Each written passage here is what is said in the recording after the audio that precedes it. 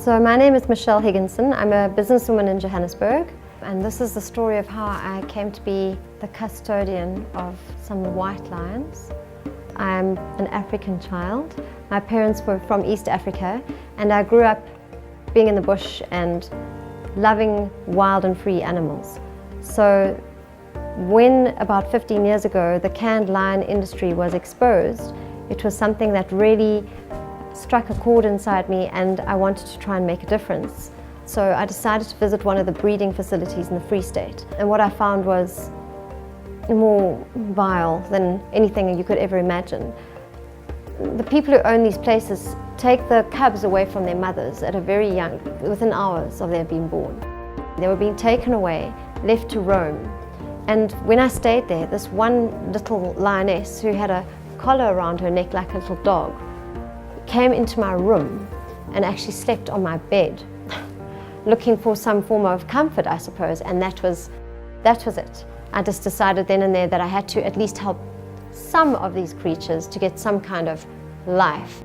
So I went home the next day and I had to contact the owner and start some form of negotiations. When Michelle spoke to me about the project in the early days, there was only one choice I had, and that was to get involved in the project, because we couldn't carry on seeing these animals in their current state. So I was on board right from the beginning. To be able to remove them from that and bring them to an environment where they can just kind of live their life as lions, that was really attractive to me. And at that stage, even though the agreement had been made, we really weren't sure where we were going to house and put these creatures. At the same time, some friends of mine had moved to the Karoo, to a reserve owned by Princess Irene of Holland. Initially, Michelle was going to take the lions to a property up in the Kalahari, and that didn't pan out. So I suggested to Cindy that we ask Princess Irene, and she gave it some thought, and we walked around a bit, and Princess Irene gave the go-ahead to the project. And yeah, the animals have been here ever since. We had to get permits to move these lions, we had to get permits to house these lions, and we had to build the enclosures. So we had a feasibility study done, and we found a place that, for example, would have a variety of foliage and rocks, a place where they wouldn't be gawked at, a place that was protected, and that was a huge part of the project. It's not a mean feat to build enclosures.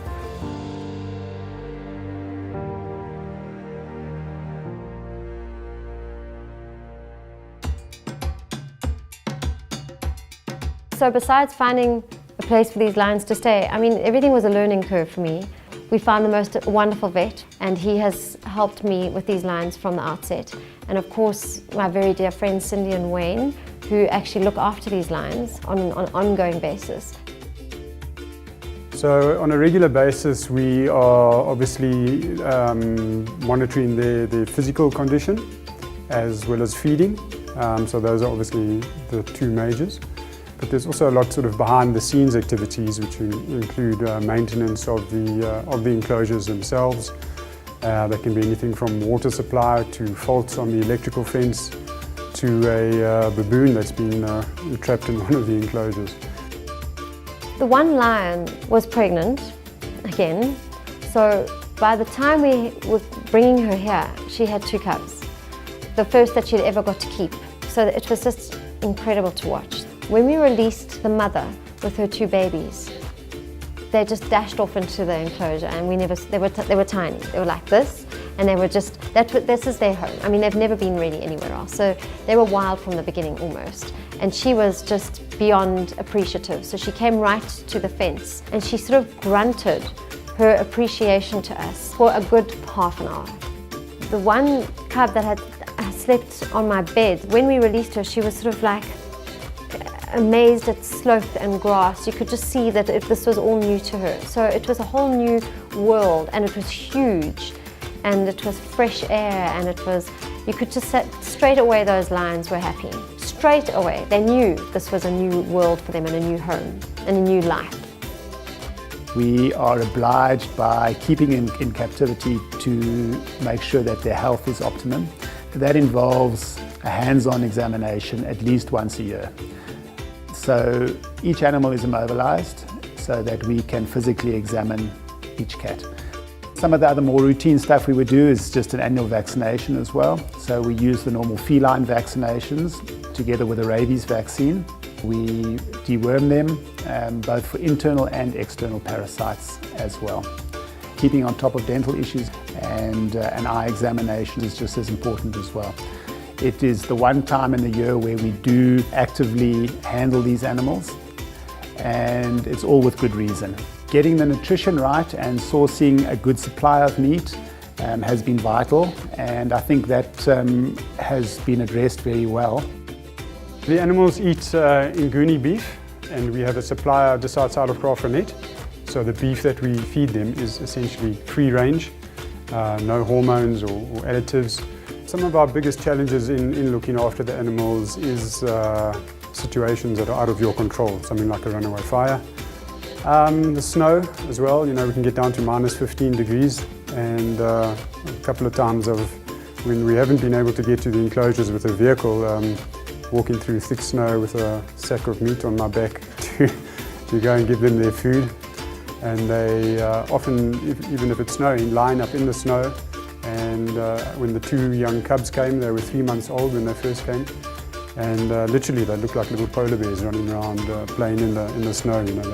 They looked naturally at home in the snow.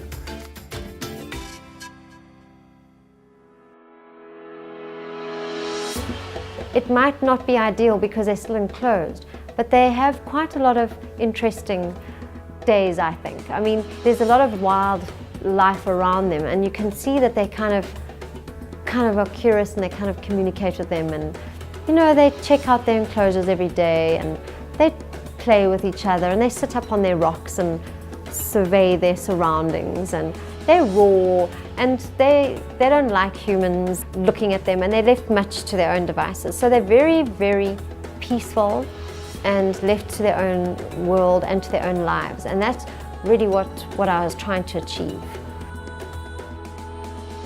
It's seldom that you get to work on captive lions where the intention is that the lions can live as natural life as possible.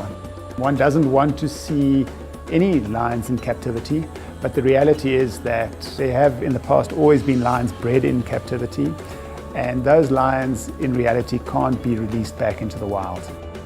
And so it becomes someone's responsibility to take care of them. And it's been a real pleasure to be involved here, knowing that the intention has always been for the best welfare of these lions and not for anyone else's benefit whatsoever. I would say there's special moments which come to mind, and definitely one of those would be the lion sitting on a dollarite koppie with a full moon rising behind them. Those are the special moments that I'll never forget. The sound of them roaring as well. I don't know when lions were last heard roaring in this area of the Karoo, but it's a beautiful sound, and even now as I'm talking about it, I get goosebumps. So I wasn't able to save every single lion that I would like to have saved, but I gave 8 lions a much better life. If I look back to where this all started and the way I saw these lions, where they were, compared to where they have been for the last 12 years, I would say I've achieved kind of what I wanted to achieve, which was to give them a better life. Nothing further. I've improved their lives, and we've all improved their lives, and that's really what this project was about.